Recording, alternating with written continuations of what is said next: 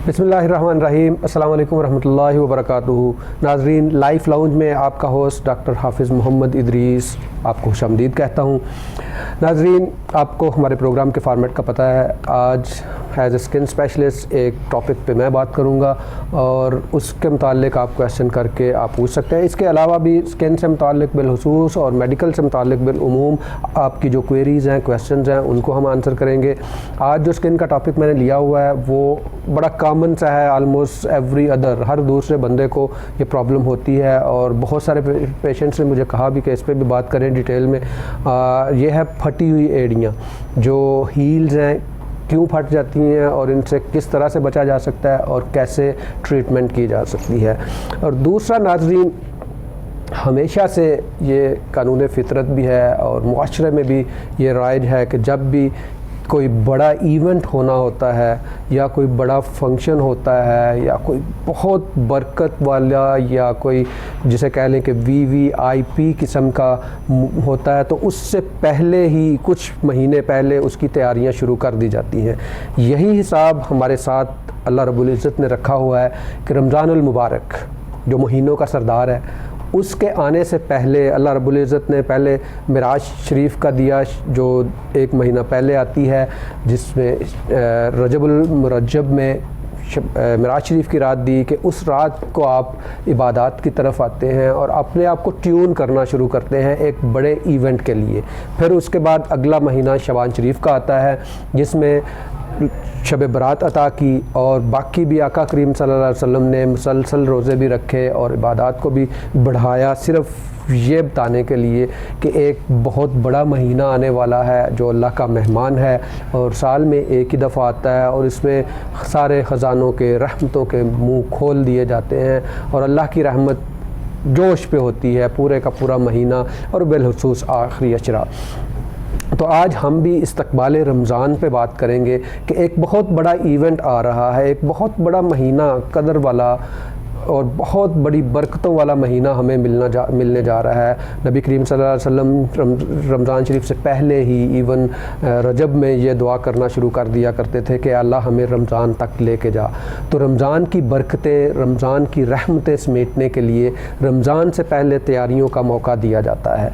तो आज हम इसी मौजू पे बात करेंगे कि रमज़ान शरीफ का इस्तकबाल करने के लिए क्या क्या अवामल को मद्देनज़र रखना चाहिए और किन किन बातों से पे अमल करके क्या क्या इबादत की तरफ जाके और अपने एटीट्यूड को चेंज करके किस तरह से हम इस महीने को अपने से खुश अलविदा कर सकते हैं, इसका इस्तकबाल खुशी से कर सकते हैं और इसकी बरकतों से बेहतर तरीके से बहरामंद कैसे हो सकते हैं।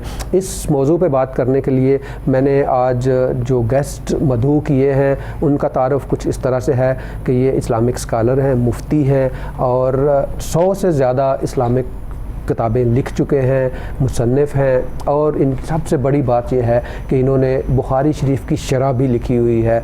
मैं अपने मुअज़्ज़ज़ मेहमान का तारफ़ करवाता हूँ, जनाब मुफ्ती मोहम्मद फ़याज़ चिश्ती साहब।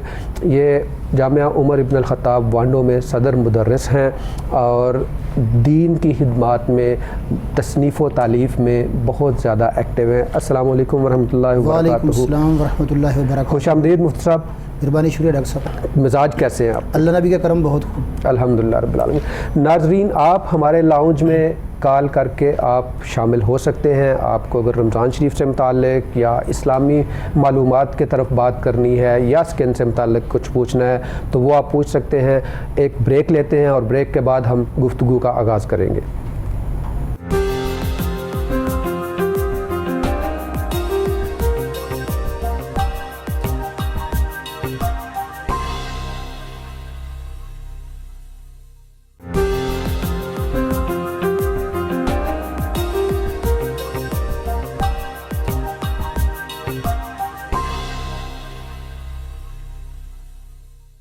वेलकम बैक नाज़रीन।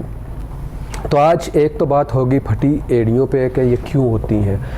इसमें होता क्या है कि नॉर्मली जो ड्राइनेस है उसकी वजह से ये एड़ियाँ जो हैं उन पे थोड़े थोड़े क्रैक्स आ जाते हैं। शुरू में तो ये बिल्कुल कैलस या थोड़ा सा स्किन जो है वो सख्त होती है और इसको अगर प्रोलॉन्ग किया जाए तो ये पहले इनमें छोटे छोटे क्रैक्स आते हैं। उसके बाद ये क्रैक्स अगर बड़े हो जाएं तो इनमें بلیڈنگ یا بلڈ آنا شروع ہو جاتا ہے، اور یا اگر انفیکشن ہو جائے تو پھر یہ سوج جاتی ہیں، ریڈ ہو جاتی ہیں، تو اس پہ پین بہت زیادہ ہوتی ہے۔ اس کی جو ریزنز ہیں اس کے بارے میں اگلے سیگمنٹ میں آپ کو بتاؤں گا۔ ابھی ہم چلتے ہیں جناب مفتی محمد فیاض چشتی صاحب کی طرف اور ان سے پوچھتے ہیں کہ ایک بہت بابرکت مہینہ آنے والا ہے، بالکل دروازے پہ پہنچ گیا ہے۔ مفتی صاحب، رمضان شریف کی برکات اور فضیلت کیا ہے؟ الحمدللہ للہ رب العالمین، الصلاۃ والسلام علی سید الانبیاء والمرسلین، شہر رمضان الذی انزل فیہ القرآن۔ اللہ رب العزت نے رمضان شریف کو کیوں فضیلت عطا فرمائی، جی، اس کے بارے میں گفتگو کرنے سے قبل میں ایک حدیث پاک آپ کی خدمت میں رکھنا ضروری سمجھتا ہوں۔ ارشاد۔ سرور کون و مکان علیہ الصلوۃ والسلام کا فرمان ہے، زینوا مجالسکم بالصلاۃ علیہ، اپنی مجلسوں کو مجھ پر درود پاک پڑھ کر زینت دو۔ بے شک اپنی مجالس کو مجھ پر درود پاک پڑھ کر خوبصورت بناؤ۔ فإن صلاتکم علیہ نور لکم یوم القیامہ، سبحان اللہ۔ بے شک تمہارا مجھ پر درود پڑھنا روز معاشر تمہارے لیے نور ہوگا۔ تو درود پاک ایک ایسی اہم ترین عبادت ہے جو ہر عبادت کے شروع سے اگر پڑھ لی جائے تو وہ عبادت یقینی طور پر بارگاہ عزتی میں مقبول و منظور ہوتی ہے۔ بے شک۔ اب آج کی جو گفتگو ہے وہ ہے استقبال رمضان، جی، رمضان المبارک کا استقبال کرنا۔ سرور کون و مکان علیہ الصلوۃ والسلام سے پوچھا گیا کہ سب سے افضل کون سا روزہ ہے، تو آپ فرماتے ہیں صیام و شعبان، شعبان کا روزہ، لتعظیم رمضان، رمضان کی تعظیم کے لیے۔ سبحان اللہ۔ تو رمضان المبارک کی تعظیم کے لیے شعبان کا روزہ یہ باقی دنوں کے روزوں سے افضل روزہ ہے۔ تو سرور کون و مکان علیہ الصلوۃ والسلام کا ایک فرمان ہے کہ رجب و شہر اللہ، کہ رجب اللہ کا مہینہ ہے، شعبان و شہری، شعبان میرا مہینہ ہے، و رمضان و شہر و امتی، سبحان اور اللہ۔ رمضان میری امت کا مہینہ ہے۔ سبحان اب رجب کا مہینہ اس کی نسبت اللہ تعالیٰ کی طرف کر دی گئی، شعبان کی نسبت سرور کون و مکان علیہ الصلوۃ والسلام نے اپنی طرف کی، اس لیے کہ آقا نامدار سرور کون و مکان علیہ الصلوۃ والسلام اس ماہ مبارک میں رمضان المبارک کی بھرپور تیاری فرماتے۔ اور سیدہ عائشہ صدیقہ اور دیگر سے یہ روایت مروی ہے کہ آپ لگاتار شعبان المعظم کے علاوہ کسی مہینے کا روزہ نہیں رکھتے، اور یہ روزے رمضان المبارک کے استقبال کے لیے ہوا کرتے تھے۔ سبحان اللہ۔ تو رمضان کو اپنی طرف منسوب کیا، اور شعبان کو، رمضان کو اپنی امت کے لیے، کہ اللہ تعالیٰ نے سرور کون و مکان علیہ الصلوۃ والسلام کے صدقے، آپ کے توسل سے یہ ماہ مقدس رمضان آپ علیہ السلام کی امت کو اس قدر عطا فرمایا کہ اس ماہ مقدس میں ایک نفل ادا کیا جانے والا اس کا ثواب ایک فرض کے برابر ہے، اور ایک فرض کا ثواب 70 گنا بڑھ جاتا ہے۔ سبحان اللہ۔ تو یہ عنایتیں ہیں، اس لیے فرمایا کہ رمضان و شہر امتی، کہ رمضان میری امت کا مہینہ ہے، کہ یہ میری امت کے گناہوں کی بخشش کا مہینہ ہے، میری امت کے درجات کی بلندی کا مہینہ ہے، میری امت کے لیے اللہ تعالیٰ کی بارگاہ میں قرب کے حصول کا مہینہ ہے۔ تو رمضان کو سرور کون و مکان نے اپنی امت کی طرف منسوب کیا۔ اللہ اکبر۔ اور ایک روایت میں سرکار فرماتے ہیں، اے اللہ رجب میں برکت عطا فرما، اے اللہ شعبان میں برکت عطا فرما، اے اللہ ہمیں رمضان المبارک عطا فرما۔ بے شک۔ رجب اور شعبان میں برکتیں عطا فرما، اور اس کے ساتھ رمضان کو عطا فرما، یعنی بے شک۔ رمضان مانگ کر اللہ تعالیٰ نے اپنے اللہ سے لیا ہے، اس لیے کہ اس میں وہ شان و عظمتیں ہیں، وہ برکتیں ہیں، وہ نعمتیں ہیں جو دیگر مہینوں میں ہمیں نظر نہیں آتی۔ بے شک آپ کی بات یہیں سے ہم کنٹینیو کریں گے۔ مفتی صاحب ایک بریک کا ٹائم ہوا چاہتا ہے، ناظرین بریک لیتے ہیں اور اس کے بعد بات کو یہیں سے آگے بڑھاتے ہیں۔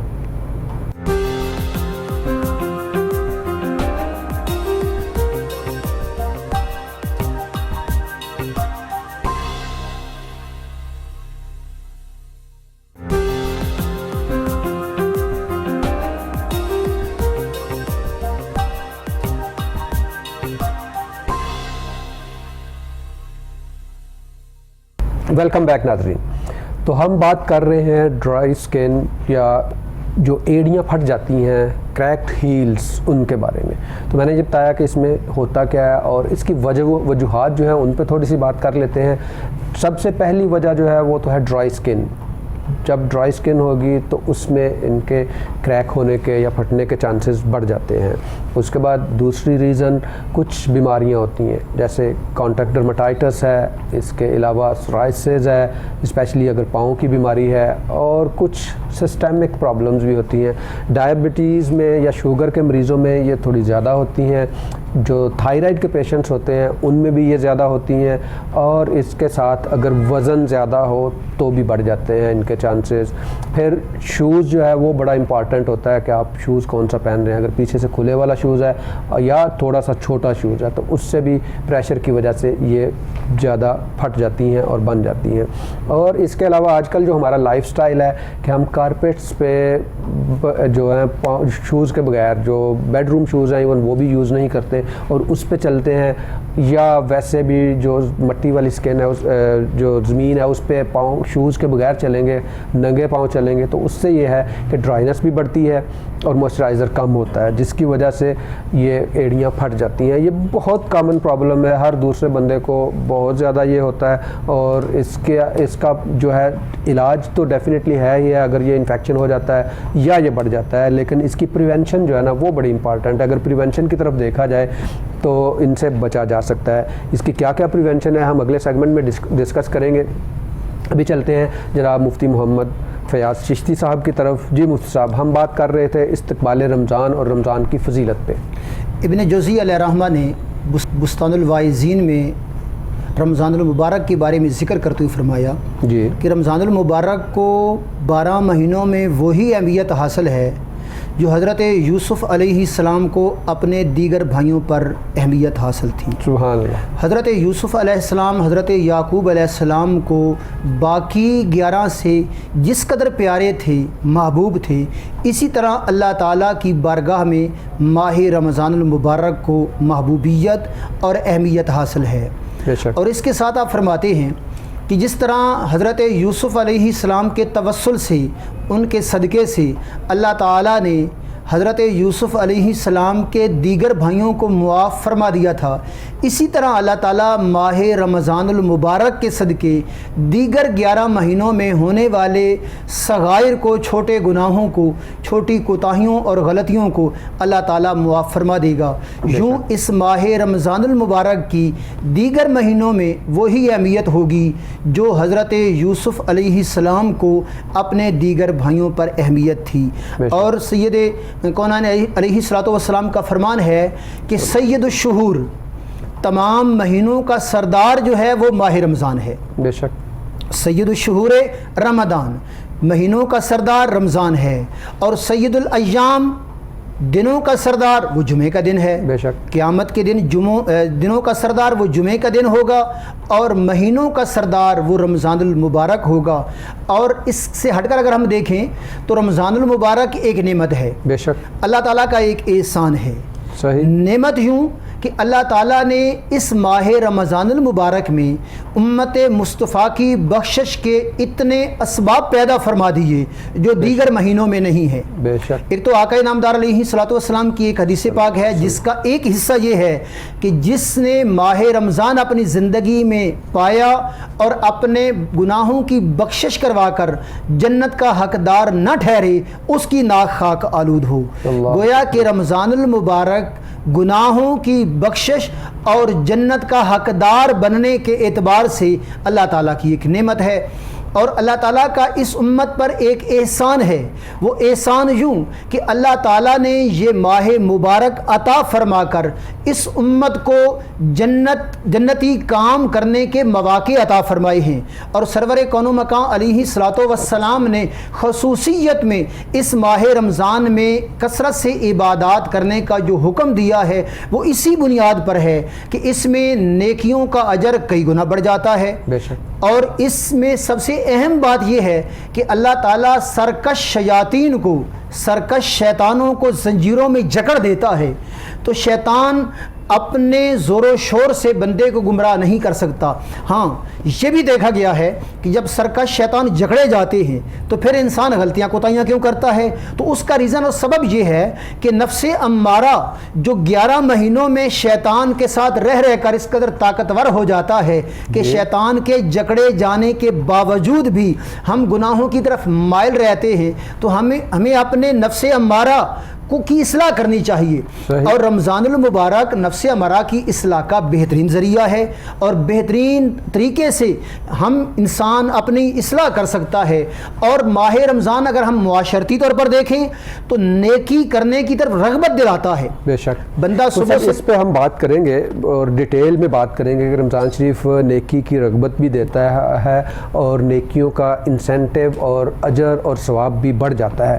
ابھی میں چاہتا ہوں کہ ہم اس پہ بات کریں کہ جو رجب میں ہمیں دیا گیا ہے اور پھر ہمیں شعبان میں دیا گیا ہے، یہ سارا ہم ایک بڑے ایونٹ کی طرف جا رہے ہیں۔ اس سے پہلے ہمیں یہ کہا گیا ہے کہ کس طرح سے آپ نے اپنے آپ کو ٹرین کیسے کرنا ہے۔ میں یہ چاہتا ہوں کہ دیکھیں آج انفارچونیٹلی میں کہیں پڑھ رہا تھا تو اس میں لکھا ہوا تھا کہ فقہا رمضان شریف کے بارے میں ان کا کیا ویو ہوتا تھا، کہ وہ لکھا ہوا یہ تھا، میں تو حیران رہ گیا پڑھ کے کہ رمضان شریف جب آتا ہے تو اس کے جانے کے غم میں فقہا 6 مہینے اس کے جانے کا غم ان کو رہتا ہے، اور اگلے 6 مہینے وہ اس کے استقبال کی طرف بڑھ جاتے ہیں۔ مطلب وہ سارا سال ہی اب ہمارا یہ معاشرتی طور پہ بھی انڈیویجولی اور کلیکٹیولی سب کا مل کے یہ سلسلہ بن گیا ہوا ہے کہ ہم رمضان شریف کو فرسٹ رمضان سے 29 یا 30 رمضان تک ہی سمجھتے ہیں۔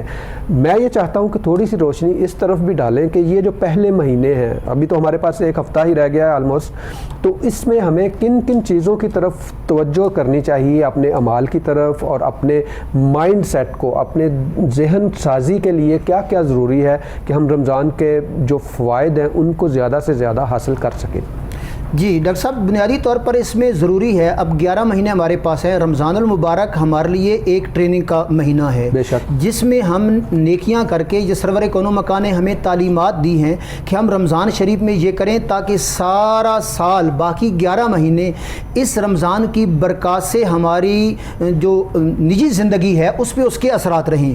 مثلا اب کسی کی حق تلفی نہ کرنا، کسی کا حق نہ مارنا، کسی پر ظلم و زیادتی نہ کرنا، یہ ساری چیزیں جو ہے رمضان المبارک میں ہم کرتے ہیں۔ اس سے ہمیں یہ سبق لینا چاہیے کہ باقی 11 مہینے، اب غور طلب بات یہ ہے کہ اگر ہم 1 مہینہ اللہ تعالیٰ کی بندگی کرتے ہیں، اللہ تعالیٰ ہمیں ڈھیروں اجر و انعام عطا فرماتا ہے۔ اگر ہم پورے 11 مہینے دیگر بھی پورا سال اسی طرح جیسے رمضان المبارک میں ہم اللہ تعالیٰ کے ڈر سے غیر شرعی کام نہیں کرتے، یا اللہ تعالیٰ کا خوف دل میں رکھتے ہوئے کوئی ایسا قدم نہیں اٹھاتے جس میں اللہ تعالیٰ، اور یہ بات بھی ذہن میں رہے، یہاں ایک اور اہم بات میں ضروری سمجھتا ہوں کہ اللہ تعالیٰ کی ناراضگی اور رضا یہ دونوں چھپی ہوئی ہیں۔ بے شک، اللہ تعالیٰ کی رضامندی اور ناراضگی یہ دونوں پوشیدہ ہیں۔ کسی چھوٹی سی چھوٹی نیکی کو بھی چھوٹا نہیں سمجھنا چاہیے، نہ جانے کہ اللہ تعالیٰ اسی سے راضی ہو جائے۔ اور اسی طرح کسی بڑے سے بڑے گناہ کو بھی، چھوٹے سے چھوٹے گناہ کو بھی چھوٹا نہیں سمجھنا چاہیے، نہ جانے اس پہ اللہ ناراض ہو جائے۔ یعنی نیکی چھوٹی سی چھوٹی ہو یا گناہ چھوٹے سے چھوٹا ہو، گناہ سے بچو اور نیکی کرو، نہ جانے اس چھوٹی نیکی پر رب راضی ہو جائے، اور نہ جانے کہ اس چھوٹے گناہ سے اللہ تعالیٰ ناراض ہو جائے اور ساری زندگی کے اعمال برباد ہو جائیں۔ رمضان المبارک ہمیں یہی درس دیتا ہے کہ پورے 11 مہینے ہم اسی طرح اسلام کا واضح حکم ہے ادخلوا فی السلم کافہ، اسلام میں پورے داخل ہو جاؤ۔ یہ نہیں کہ ہم رمضان میں تو نیک اور صالح بن جائیں، باقی 11 مہینوں میں اسی طرح آزادانہ شتر بے مہارے کی طرح زندگی گزاریں۔ اسلام کبھی اس کا درس نہیں دیتا۔ اب چند دن باقی ہیں، ہمیں ان دنوں میں رمضان کی تیاری یوں کرنی چاہیے کہ اگر ہم نے کسی کا حق دینا ہے اس کو حق دے دیں، اگر کسی زیادتی کیا اس سے معافی مانگ لیں، اور حقوق العباد کا خصوصی طور پر خیال رکھیں۔ جی، حقوق العباد کی جب بات ہوئی ہے تو میں یہاں پہ یہ بھی چاہوں گا کہ آپ تھوڑی سی اس طرف بھی اسلامک پوائنٹ آف ویو سے روشنی ڈالیے کہ دیکھا یہ گیا ہے کہ انفارچونیٹلی اللہ تعالیٰ ہمیں ہدایت عطا فرمائے کہ رمضان شریف کی جو تیاری کرنے والے ہیں، جو فقہا ہیں، وہ تو اپنے حساب سے 6 مہینے کا جیسے میں نے عرض کیا۔ اب ہوتا کیا ہے کہ معاشرے میں اگر جا کے دیکھا جائے نا تو رمضان شریف کا مہینہ جب شروع ہوتا ہے تو اس سے 15 دن پہلے ہی بہت سارے جو روزمرہ کی چیزیں ہیں ضروریات ان کی شارٹیج کر دی جاتی ہے, ان کی پرائس بڑھا دی جاتی ہے, اور پھر رمضان شریف میں یہ سلسلہ ویسے ہی چلتا ہے. جو روٹین کے دنوں میں آپ کو بہت سستی چیزیں ملتی ہیں وہ یا تو ناپید ہو جاتی ہیں یا پھر یہ ہے کہ ان کی پرائسز بہت زیادہ بڑھ جاتی ہیں. اس کو کنٹرول کرنے کے لیے میں سیدنا علی المرتضیٰ رضی اللہ تعالیٰ عنہ کا ایک قول آپ کی خدمت عرض کرتا ہوں. حکم. آپ رضی اللہ تعالیٰ گزر رہے تھے تو ایک قصاب اس نے کہا کہ جناب علی آج گوشت بہت اچھا ہے, گوشت لیتے جائیے اور گھر پکا کر کھائیے. تو آپ رضی اللہ عنہ فرماتے ہیں کہ میرے پاس گوشت لینے کے لیے درہم نہیں ہے, پیسے نہیں ہیں. تو وہ کہتا ہے کہ آپ یہ گوشت ادھار لے لیں, اس کے پیسے بعد میں دے دیجیے گا. تو آپ فرماتے ہیں جو ادھار میں نے تجھ سے کرنا ہے وہ اپنے پیٹ سے کیوں نہ کر لوں. صحیح. میں یہ چیز خریدتا ہی نہیں ہوں, تب خریدوں گا جب میرے پاس وسائل ہوں. تو اسلام بنیادی طور پر ذخیرہ اندوزی سے منع کرتا ہے. اس لیے منع کرتا ہے کہ اللہ تعالیٰ نے ایک نظام جو ترتیب دیا ہے اس میں ذخیرہ اندوزی کر کے ہم دوسرے کی حق تلفی کر رہے ہیں. بے شک. اور رمضان المبارک کی آمد سے قبل اشیاء ضروریہ کی چیزوں میں اضافہ کرنا اور پھر رمضان المبارک میں نیکی کے حصول کی تمنا کرنا, یہ دونوں متضاد چیزیں ہیں. صحیح. ان دونوں کا باہمی کوئی رابط نہیں ہے. اس لیے اللہ تعالیٰ کی رضا کے حصول کے لیے ہمیں چاہیے کہ ہم اشیاء ضروریہ کو کم قیمت پہ دیں. لوگوں کی سہولیات کا جس قدر زیادہ خیال رکھیں گے اس قدر اللہ تعالیٰ کا قرب حاصل ہوگا, رضائے خداوندی حاصل ہوگی. تو ہمیں چاہیے کہ ہم معاشرے کو بہتر کرنے کے لیے اشیاء ضروریہ کی قیمتوں میں ہوش ربا اضافہ نہ کریں, ان کی قیمتوں کو اعتدال پہ رکھیں. اور اگر کوئی ایسا نہیں کرتا تو اس کا روکنے کا سبب انداز یہ ہے کہ جیسے سیدنا علی المرتضیٰ نے اس کا سبب بتایا کہ وہ چیز خریدو ہی نہ. صحیح. کفایت شعری سے کام لو. اچھا مصطفیٰ, ایک اور بات جو میرے ذہن میں ہر دفعہ رمضان شریف میں آتی ہے, دیکھا یہ گیا ہے کہ رمضان شریف میں صدقات بہت زیادہ کر دیے جاتے ہیں, اور وہ بندہ جس نے ذخیرہ اندوزی کی ہوئی ہے یا جس نے پرائسز بڑھا دی ہوئی ہیں وہ بندہ صدقہ اور خیرات بھی اسی حساب سے زیادہ کر رہا ہے روٹین کے حساب سے.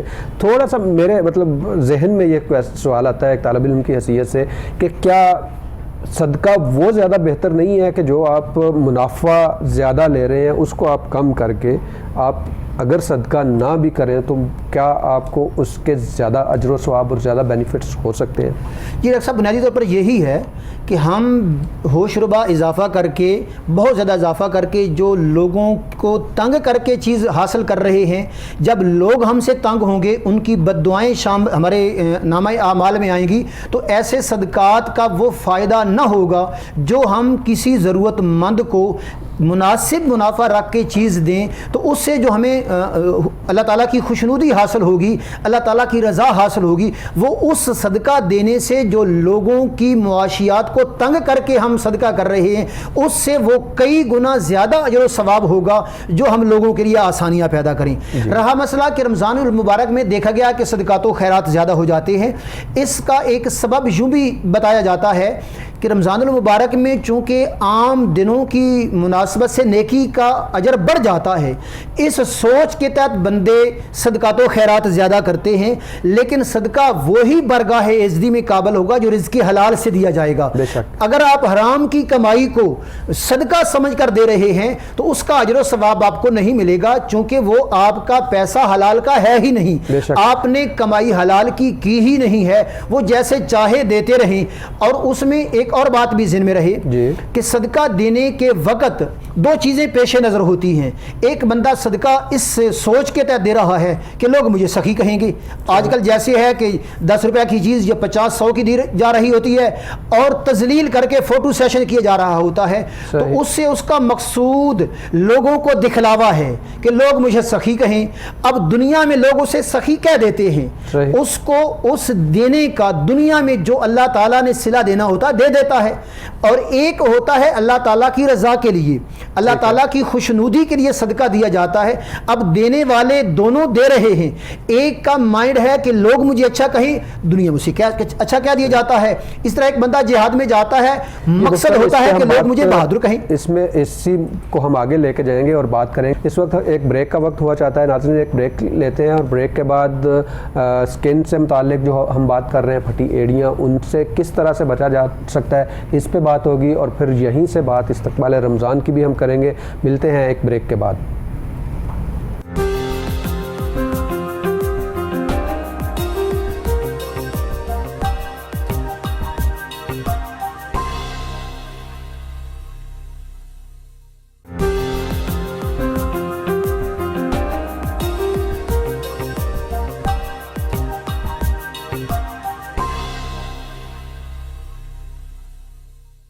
جی ویلکم بیک ناظرین۔ تو بات ہو رہی تھی پھٹی ایڑیوں کے متعلق۔ ناظرین آپ ہمیں کال کر کے اپنے مسائل پوچھ سکتے ہیں، رمضان سے متعلق اگر بات کرنا چاہتے ہیں، یا جلد کے مسائل، سکن کے مسائل، یا میڈیکل سے متعلق آپ بات کرنا چاہتے ہیں، تو اس کے لیے آپ ہمیں کال کر سکتے ہیں۔ ناظرین پھٹی ایڑیوں کا میں نے بتایا کہ یہ کیوں ہوتی ہیں، اس کی ریزن بتائیں کن کن ریزنز میں ہوتی ہیں۔ اب یہ ہے کہ ان کا علاج اور پریونشن، پہلے میں بات کروں گا کہ ان سے بچا کیسے جا سکتا ہے، پھر اس کا جو علاج ہے اس کی طرف ہم آئیں گے۔ نارملی جو ایڑیاں پھٹی ہوتی ہیں ان کا اتنا زیادہ پرابلم نہیں ہوتا انٹل اینڈ انلیس جب یہ بڑھ جاتے ہیں، جو ہوتے ہیں فشرز، یا تو تب جا کے ان میں درد ہوتی ہے یا بلڈ نکلتا ہے، یا اگر انفیکشن ہو جائے اس صورت میں ٹریٹمنٹ ہوتی ہے۔ اب بات کرتے ہیں کہ ان سے بچا کیسے جا سکتا ہے، کیسے ان کو اوائڈ کیا جا سکتا ہے۔ جیسے میں نے شروع میں کہا تھا کہ جو مین ریزن ہے وہ ڈرائینیس ہے۔ اب اس ڈرائینس کو اوائڈ کرنے کے دو طریقے ہوتے ہیں۔ ہمارے جسم میں جو خشکی آتی ہے یا خشک ہو جاتی ہے اسکن، اس کی دو ریزنز ہوتی ہیں، یا تو پانی ہم کم پی رہے ہیں جس وجہ سے ہمیں انٹرنلی اتنا مل ہی نہیں رہا موئسچرائز، تو دوسرا یہ ہوتا ہے کہ یا باہر سے جو ہے ہیٹ کی وجہ سے یا کسی دوسری وجہ سے موئسچرائزر جو ہے وہ کم پڑ رہے ہیں اس کی وجہ سے۔ تو اب دو کام تو آپ کو کرنے ہی ہوں گے۔ ایک تو یہ کہ آپ نے پانی زیادہ پینا ہے تاکہ آپ کا ہائیڈریشن سٹیٹس جو ہے وہ مینٹین رہے، اور دوسرا جو موئسچرائزرز ہیں وہ یوز کریں۔ آپ دن میں کم از کم 2 سے 3 دفعہ موئسچرائزرز ہیں، پیٹرولیم جیلی ہے، یا اس کے علاوہ بہت سارے لوشنز ہیں، کوئی سا بھی لوشن جو ہے نا وہ آپ لگائیں۔ دوسرا یہ ہے کہ آپ نے یہ کرنا ہے کہ جو آپ شوز استعمال کر رہے ہیں، اگر آپ بند شوز استعمال کر سکتے ہیں تو بہت اچھا ہے، اگر نہیں کر سکتے سینڈلز یوز کر رہے ہیں تو اس صورت میں آپ وہ کوشش یہ کریں کہ وہ پراپرلی فٹنگ شوز ہونا چاہیے، اور جب آپ یوز کر رہے ہیں تو آپ موئسچرائزر لگا کے پھر یوز کریں۔ تیسری چیز جو ہے، اگر کوئی بیماری ہے جیسے شوگر ہے یا کوئی تھائرائڈ کا ایشو ہے تو اس کو پراپرلی ٹریٹ کریں تاکہ وہ پرابلم نہیں ہو۔ اگر ویٹ زیادہ ہے تو ویٹ کو ریڈیوس کریں، اور اس کے علاوہ جو آپ کا لائف سٹائل ہے کوشش کریں کہ ننگے پاؤں نہیں چلیں، کوئی شوز یا ساکس پہن کے جو ہے وہ واک کریں، اور بہت زیادہ لانگ سٹینڈنگ جو ہے، بہت زیادہ دیر کھڑے رہنا جو ہے وہ بھی چونکہ ویٹ زیادہ پڑتا ہے تو اس وجہ سے فشر بننے کے یا پھٹنے کے چانسز بڑھ جاتے ہیں، تو وہ پھٹ جاتی ہیں۔ اس لیے یہ ساری چیزیں جو ہیں، ان میں سب سے جو کارنر سٹون یا موسٹ امپارٹنٹ چیز ہے وہ آپ کا موئسچرائزر کا استعمال ہے، وہ آپ ریگولرلی کریں۔ اس سے یہ ہوگا کہ آپ اس سے نجات حاصل کر سکتے ہیں۔ جب ہوں گی ہی نہیں تو پھر ٹریٹمنٹ کی ضرورت نہیں پڑے گی، لیکن جب ہو جاتی ہیں تو ٹریٹمنٹ کیا ہے وہ ہم اگلے سیگمنٹ میں انشاءاللہ ڈسکس کریں گے۔ آپ ہمارے ساتھ رہیں۔ ابھی چلتے ہیں مفتی صاحب کی طرف۔ تو مفتی صاحب بات کر رہے تھے صدقہ اور خیرات کا، تو میں یہ چاہوں گا مفتی صاحب کہ جو عزت نفس پہ اسلام نے اتنا زور دیا ہے اس کے بارے میں بھی تھوڑی بات کی جائے کہ صدقہ دینے سے کیا یہ بہتر بھی ہو سکتا ہے کہ آپ جو آپ کے ارد گرد کے لوگ ہیں، جو آپ کے کسٹمرز ہیں، ان کو ریلیف دیں، یا جو آپ کے امپلائیز ہیں ان کو ریلیف دیں؟ بسم اللہ الرحمن الرحیم۔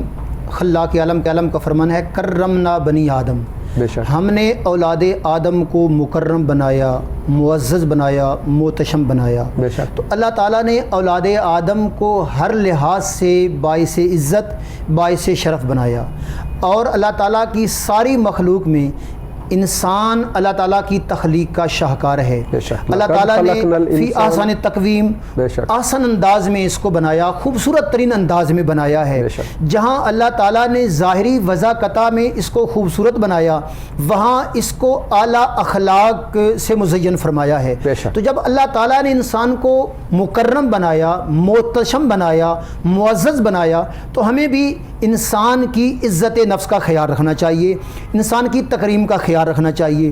اور رہا مسئلہ کہ صدقات و خیرات، اس میں بنیادی حق کے ہر صاحب مال کے لیے، یہ جس کے پاس نصاب ہے، یہ جو مال و دولت والا ہے، اس پہ لازم ہے کہ اول حقدار اس کے قریبی رشتہ دار ہیں۔ بے شک بنیادی حق اس کے قریبی رشتہ داروں کا ہے، پھر اس کے گرد و نواح میں رہنے والے، اگر وہ کوئی کاروباری ہے یا اگر کسی بڑے بزنس کا مالک ہے اور اس کے زیر سایہ کئی لوگ کام کر رہے ہیں تو وہ اس کے قریبیوں میں شمار ہوں گے.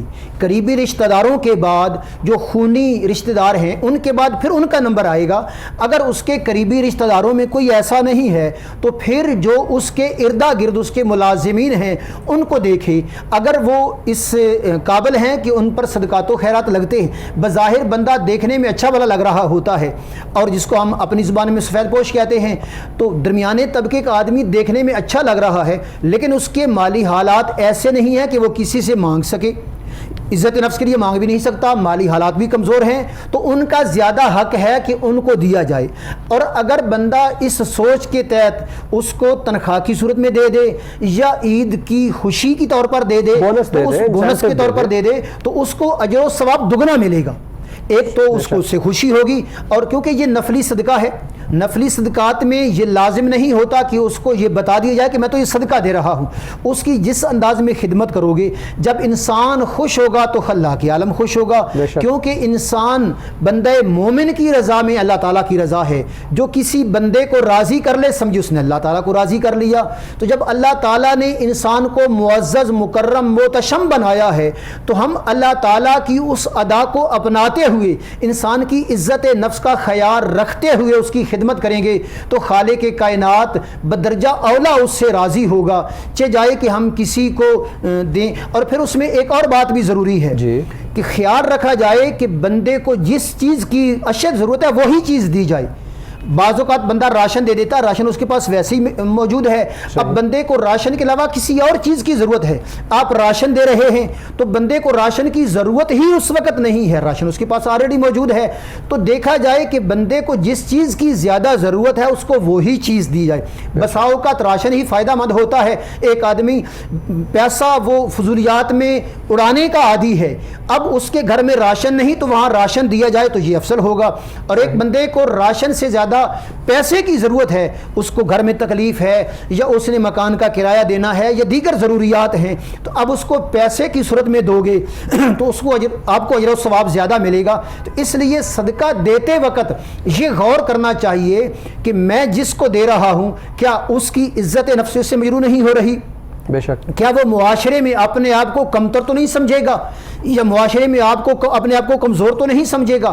اور دوسری بات, کیوں صدقہ دینے کے بعد احسان جتلانے سے منع کیا گیا ہے کہ احسان جتلا کر اپنے صدقے کو ضائع نہ کرو. اس کا سبب بھی یہی ہے کہ آپ احسان جتلائیں گے تو اس کی عزت نفس مجروح ہوگی. جب بندے کی عزت نفس مجروح ہوگی تو اللہ تعالیٰ ناراض ہوگا. اس لیے ہر لحاظ میں عزت نفس کا خیال رکھتے ہوئے اپنے قریبی رشتہ داروں میں دیکھیں, جو غریب ہے خاموشی سے اس کی خدمت کر دیں. اور اگر آپ کوئی کاروباری ہیں, آپ کے زیر سایہ ملازم کام کر رہے ہیں, ان کو دیں. اگر آپ ایسے نہیں ہیں ویسے آپ اپنے پڑوس میں دیکھیں, گرد و نواح میں کوئی ایسا بندہ ہے جو آپ کے اس تعاون کا ضرورت مند ہے یا مستحق ہے تو آپ اس کو دیں.